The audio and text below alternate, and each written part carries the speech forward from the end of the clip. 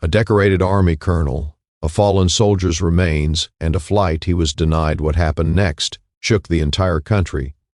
The airport was packed, families dragging rolling suitcases, business travelers glued to their phones, kids running ahead of exhausted parents. The usual chaos. Colonel David Carter stepped inside his polished dress shoes, clicking against the tile floor. He had been through this routine too many times before. But today was different. The weight on his chest wasn't just from the ribbons and medals on his uniform. It was from the casket waiting on the tarmac draped in the American flag. Private First Class Jason Reynolds, 21 years old, gone too soon. Colonel Carter adjusted his hat and took a deep breath. He had a job to do, a duty, one that went beyond rank or recognition. It wasn't about him. It was about the promise made to every soldier who never made it home. No one gets left behind. He approached the airline counter, setting down his military orders and ID. The woman behind the desk barely glanced at him. At first she typed something into the computer, frowning. Then she looked up. A pause. Just a split second. "Too long, sir. Can I see that again?" Her voice was tight. Carter handed over the papers once more, watching her closely, the flicker of hesitation, the sideways glance at her coworker, the slight shift in her posture as if she had just stepped into something she wasn't prepared for. She turned, whispering something to another agent. He glanced over, his expression unreadable. The moment stretched thick with something Carter had seen before, but never got used to. When she returned, her smile was stiff, forced. "I'm sorry, sir, but there seems to be an issue with your ticket. We can't allow you to board at this time." Carter exhaled slowly. He had dealt with all kinds of situations, combat zones, foreign diplomacy, political entanglements. But this was different. "I'm escorting the remains of a fallen soldier," he said, evenly tapping the paperwork. "Everything is in order." The agent didn't meet his eyes. "I understand, sir, but there's a security protocol in place and we can't override it." Carter kept his voice steady. "Security protocol?" "Yes, sir," she said, forcing another weak smile. "It's just policy." He didn't move, didn't flinch. Policy? What policy? Behind him the line was growing. People shifting, murmuring. He felt their eyes on him, but instead of stepping aside, he squared his shoulders and stood firm. He wasn't leaving without an answer, but the airline staff wasn't backing down either. The air around the counter felt heavier. Now conversations in the line behind him had started to quiet down as people took notice. A man in a crisp military uniform being denied his flight wasn't something you saw every day. Colonel Carter remained calm, his voice steady. "Ma'am, I need to understand exactly what the issue is. This is a military assignment, not a personal trip. My documentation is valid." The agent hesitated again. Her eyes darted toward the other airline staff huddled near the back, whispering a supervisor. A man in his mid-50s with a tired expression finally stepped forward. He adjusted his name tag, then folded his arms as he glanced at Carter. "Sir, I apologize for the inconvenience," he started, his voice laced with that professional tone people use when they wanted you to stop asking questions. "But we have certain policies in place, and unfortunately, we can't override them at this time." That phrase again, policies. Carter inhaled slowly through his nose. He had seen this before, just in a different setting.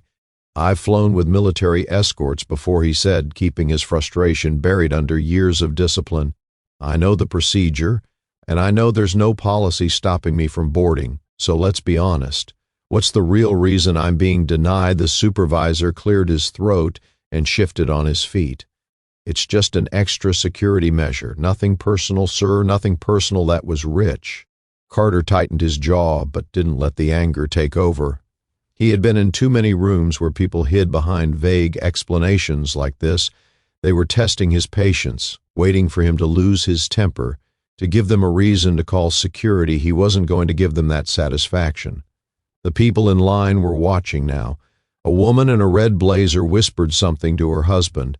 A young man holding his boarding pass frowned, glancing at the airline employees, like he was trying to make sense of what was happening. Then a voice cut through the attention. "Sir, do you have an issue with his Melita Rye clearance?"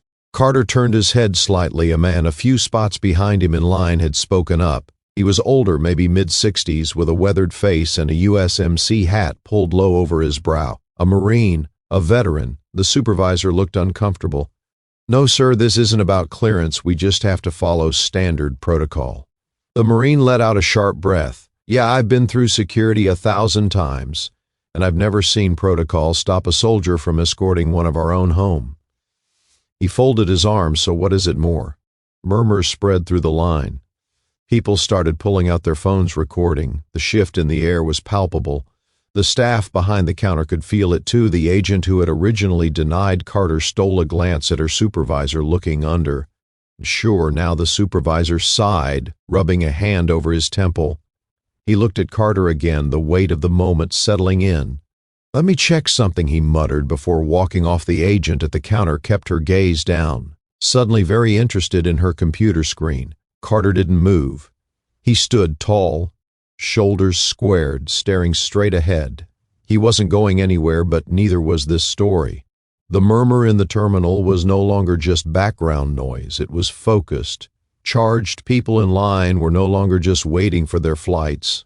They were watching, recording. The Marine who had spoken up earlier wasn't the only one who looked irritated. A middle-aged woman in a denim jacket, clutching her purse, shook her head and leaned toward her husband. "This isn't right," she muttered. Hewn in uniform, a younger man in a hoodie, pulled out his phone and started typing, his fingers moving fast. People were taking notice, and that was dangerous for the airline. Carter kept his expression unreadable, but inside he was taking note of every detail. The supervisor hadn't returned yet, which meant one of two things. He was either scrambling for an excuse or waiting for this to die down. Neither was going to happen. Then a voice came from behind him. "Excuse me, Sir." Carter turned his head slightly. A young woman, no older than 25, was standing a few feet away, phone in hand, her eyes uncertain but determined. I don't mean to intrude, but I just want to make sure I understand. They're not letting you bore." Her voice wasn't loud, but the way she said it, careful, deliberate, made people nearby pay even more attention. Carter exhaled, glancing at the agent behind the counter. "That's correct." The young woman blinked as if she expected to hear a different answer. She hesitated for just a second, then nodded once and turned her phone screen toward him. "I'm live right now," she said. "People need to see this." And just like that, the floodgates opened. Another man held up his phone. "This is wrong," he said, shaking his head. "This man is literally escorting a fallen soldier." A woman further back raised her voice. "Hey, excuse me." She waved her hand toward the counter. "Can someone explain why he's being denied?" A few people shifted uncomfortably, clearly unsure whether they should get involved, but the energy in the room had changed. What started as quiet murmurs had grown into something bigger, something the airline staff could no longer ignore. The agent behind the counter looked like she wanted to shrink into the floor. Her hands were frozen over the keyboard, eyes flickering to the camera lenses pointed in her direction. Then the Marine from earlier took a step forward. He was done playing nice. "I've seen a lot of things in my time," he said, voice steady but firm. "But I never thought I'd see the day when an American soldier, especially one escorting the remains of a brother in arms, was treated like this." The terminal had gone eerily quiet. Even the usual airport announcements over the speakers seemed distant, muted. The only sound was the recording beeps from phones, capturing every second of what was unfolding. The Marine squared his shoulders. "This is a disgrace." The agent swallowed hard. Her fingers trembled as she clicked at her keyboard. Again, the supervisor still nowhere to be seen. Passengers whispered. A baby fussed in its stroller. But the mother, instead of soothing, the child was staring at her phone, reading something with a look of disgust on her face. Then somewhere in the back of the line, a man muttered, "It's already trending." Carter didn't move. He didn't need to. The world was watching now. The tension in the terminal was thick. The supervisor was still gone. The airline staff stuck in a ward silence. Phones were out, recording, tweeting, streaming, and then, like a spark hitting dry grass, it spread. The young man in the hoodie, still glued to his phone, let out a low whistle. "Damn, this is everywhere now." Carter didn't react. He knew better than to celebrate too soon, but from the way the agent behind the counter stiffened, he could tell she knew it too. The woman in the denim jacket checked her phone and gasped. "Oh my God," she whispered to her husband. "It's already on Facebook." The older Marine grunted, pulling out his own phone. They don't even know what kind of storm they just started. Then, as if on cue, the airport's loudspeaker crackled to life. "Attention passengers. Due to unforeseen circumstances, Flight 237 to Phoenix will be delayed. We apologize for any inconvenience." A few groans rippled through the crowd, but most people weren't even paying attention. Their focus was here on the uniformed soldier being refused to flight while carrying out his duty. A minute later, a young woman near the windows gasped, "He's on Twitter." She turned her screen toward the crowd, and people leaned in a tweet written in bold capital letters. They just denied a black U.S. Army colonel his flight while escorting in a fallen soldiers' remains. "This is how we treat our heroes. Hashash, let him fly underneath it." The numbers were climbing: retweets, comments, likes. It was catching fire. Then another tweet popped up, this one from a veteran advocacy group. "We are aware of the disgraceful incident happening at airport name. Our soldiers deserve better. Expect action." The crowd murmured. The realization sinking in. The airline had officially lost control of the narrative. The agent behind the counter, still frozen in place, let out a shaky breath. She turned and hurried toward the back, disappearing behind a frosted glass door.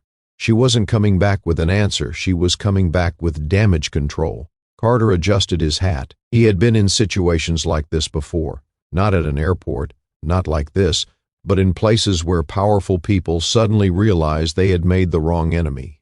He wasn't smiling. He wasn't gloating, because at the end of the day, this wasn't about him. It was about Private First Class Jason Reynolds, the young man waiting to go home, and right now that mission was still incomplete. The crowd wasn't just watching anymore. They were waiting. The terminal felt different, now charged, expectant. Then the supervisor finally returned, but he wasn't alone. A second man walked beside him, this one in a sleek navy suit. His airline ID clipped neatly to his pocket. His walk was brisk, controlled, like someone used to putting out fires. He stopped just short of the counter, scanning the scene. His eyes darted between Carter, the Marine, and the rows of phones still recording Reesing. He cleared his throat. "Colonel, I apologize for the miscommunication. There seems to have been an error with our system, but we're working to get you on your flight as soon as possible." Miscommunication. Carter had been in the military long enough to know what that word really meant. It meant we got caught at Mia. "NT, fix this before it costs us too much." He didn't respond right away. Instead, he let the moment hang, watching the airline representative shift slightly under the weight of the silence.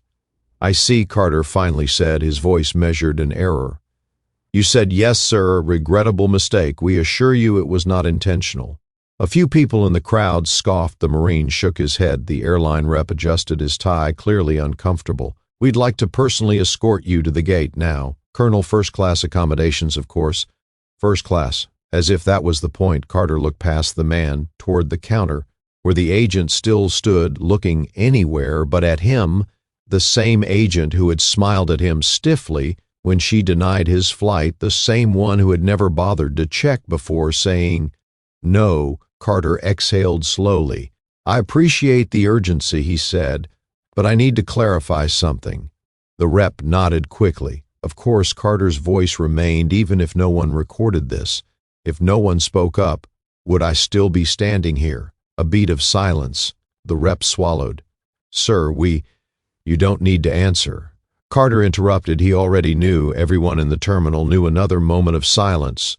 Then a woman in the crowd murmured, "He's right." The rep tried to smooth over the tension again. "Sir, we sincerely apologize. We both know this isn't about an apology." Carter said, "It's about accountability." The crowd murmured in agreement. People weren't just angry anymore. They were disappointed. The rep knew he was losing control. He straightened his posture, adopting a more authoritative stance. "Colonel Latun, get you on your flight now." But before Carter could respond, a new voice cut in. "Sir." A younger man in an airport security uniform had appeared at the side of the counter. He held out a phone toward the airline rep, his expression tight. "I think you should see this." The rep frowned, taking the phone. He scrolled, his face paled. The Marine crossed his arms. What's something wrong? The rep didn't answer, but R already knew the backlash had officially exploded beyond the airport. A major news outlet had picked up the story. The headline was blunt: U.S. Army Colonel denied flight while escorting fallen soldier. Airline scrambles for answers below it. A video clip played footage from the terminal. The rep handed the phone back, inhaled sharply, and turned to Carter. "We deeply regret this situation." His voice was thinner, now forced. "We'd like to issue a public statement clarifying." Carter cut him off. "The public already knows the truth." Silence. The rep pressed his lips together. Carter looked at the crowd, at the phone still recording. He turned back to the rep. "I don't need first class. I don't need special treatment. I need respect, and so does the soldier. I'm escorting another." Murmur ran through the crowd. The rep gave a stiff nod, as if that was all he could do. "Now understood, sir." The Marine let out a small approving grunt. Carter adjusted his hat. "Now, Lieutenant, finish this mission." But the consequences for the airline were just beginning. The airline had lost control of the situation. The story was out, spreading faster than they could contain it. The terminal felt more like a press conference. Now phones still recording, passengers still watching. Then something unexpected happened. A man in a dark blue suit with the unmistakable posture of someone with real authority walked into the scene. He wasn't from the airline. He wasn't airport security. He was military. The room shifted. People moved aside instinctively as the man approached. His ID badge flashed briefly as he stepped up to Carter and extended his hand. "Colonel," he said firmly, "I'm Major Thomas Beckett, Department of the Army. We've been informed of the situation." Carter shook his hand, his grip strong. He didn't need to ask how the major got here so quickly. The military doesn't play when it comes to its own. Beckett turned to the airline rep, his voice crisp. "We are handling this now, Colonel Carter, and the remains of Private First Class Reynolds will not be flying commercial." The rep blinked. "Aye, sir, you were just about to cover your tracks." Beckett interrupted. His tone was polite, but it carried weight. He glanced at Carter. "Sir, the Pentagon has arranged for a private military flight. Your transport is waiting." A murmur rippled through the crowd. People exchanged glances. The U.S. military had stepped in. Carter exhaled. Not out of relief, he did need saving, but because this mission was finally back on course. He gave a small nod. "Understood." Major Beckett's gaze flicked over. "Burr," warned the airline rep. "One last time this will be addressed." It wasn't a threat. It was a promise. Carter turned back to the Marine, who had been watching the entire exchange with satisfaction. "Appreciate you, brother," Carter said. The Marine tipped his head. "We look out for our own." Carter gave the room one last glance. The people who had spoken up, who had refused to let this slide, who had made sure this story was heard. He adjusted his uniform, squared his shoulders, and walked out, not toward the gate, but toward something bigger. But for the airline, the fallout was just getting started. The airline thought the situation would fade. A few apologies, a press release, maybe a statement from their CEO, damage control. But the public wasn't letting this go. News networks picked it up. Veterans organizations released statements condemning the airline's actions. Politicians weighed in, demanding accountability. Then came the financial hit. By the end of the week, the airline stock had dropped. A trending hashtag calling for a boycott gained traction. Customers flooded their social media with demands for answers. And then the final blow, a lawsuit. A coalition of military advocacy groups filed a formal complaint against the airline for discrimination and failure to uphold service member protections under pressure. The airline CEO made a public appearance. He called it a regrettable misunderstanding and announced that the employees involved had been placed on administrative leave. Too little, too late. Meanwhile, Nell Carter continued his mission. He escorted Private First Class Jason Reynolds home, standing by as the young Sodders family received him for the last time. He didn't need the headlines. He didn't need the attention. He needed respect, and that was the real fight. Respect shouldn't be conditional. It shouldn't require a viral video or public outrage. It should be the standard. The people at that airport, the Marine, the passengers who spoke up, the ones who refused to stay silent, they proved something important. When people stand together in justice, has nowhere to hide if you believe in accountability. If you believe in honoring those who serve, let your voice be heard, because silence lets things like this happen again, and next time it might not go viral.